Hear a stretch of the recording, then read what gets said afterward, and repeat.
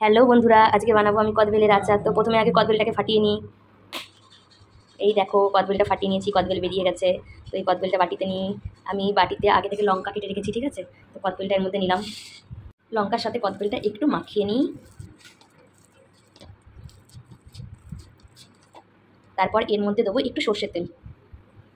এর মধ্যে সর্ষের তেল দিয়ে নিলাম, দিয়ে আবারও এটাকে ভালো করে মাখিয়ে নিই।